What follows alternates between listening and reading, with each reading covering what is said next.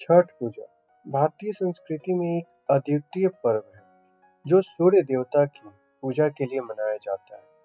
छठ पूजा का आरंभ बहुत साल पहले हुआ था। मान्यता के अनुसार छठ माता को ब्रह्मा की मानस पुत्री कहा जाता है।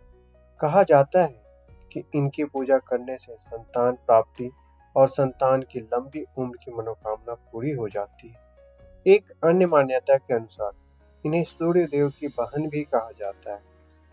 पौराणिक मान्यता के अनुसार छठ पर्व का आरंभ महाभारत काल के समय हुआ था। कर्ण का जन्म सूर्य देव के द्वारा दिए गए वरदान के कारण कुंती के गर्भ से हुआ था। यही कारण है कर्ण सूर्य पुत्र कहलाते हैं और सूर्य नारायण की कृपा से इनको कवच एवं कुंडल प्राप्त हुए थे एवं सूर्य देव के तेज और कृपा से ही वे तेजवान एवं महान योद्धा बने।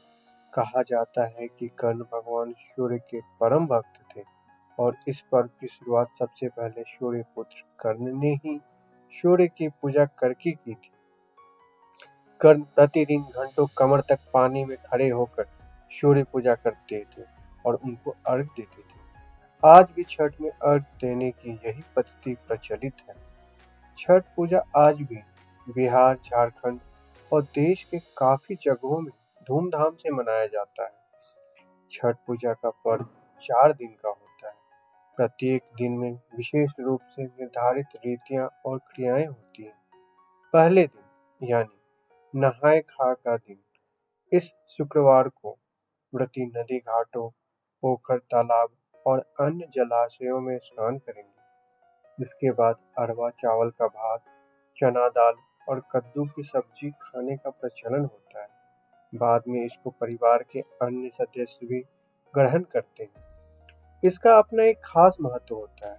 इसके बारे में कहा गया है कि इसके माध्यम से व्रती खुद को निर्जला व्रत के लिए तैयार करती है। इसके अगले दिन खरना होता है। यह कार्तिक शुक्ल पंचमी को होता है। इस बार यह शनिवार को है। इस दिन व्रती पूरे दिन निर्जला रहती हैं। शाम को गन्ने के रस से तैयार गुड़ से खरना का खीर बनाती हैं। इसे व्रती पूजा करने के बाद ग्रहण करती है। इसमें घी लगी रोटी भी प्रसाद के रूप में अर्पित किया जाता है।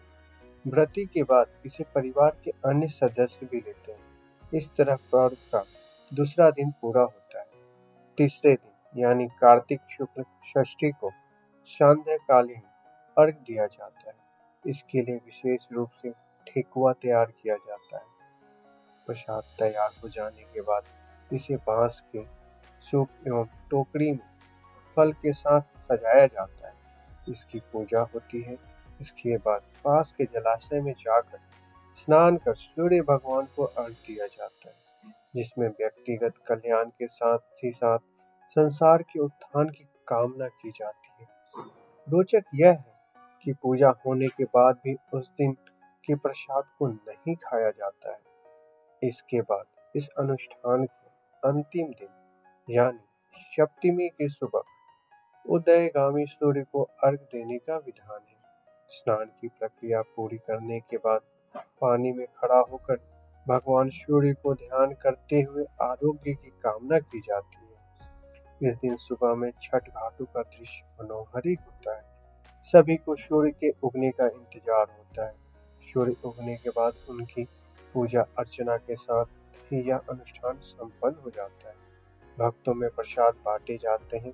प्रसाद ग्रहण करने के बाद व्रती भी सामान्य भोजन करती हैं। ऐसे मनाई जाती है यह महापर्व। जय छठी मैया।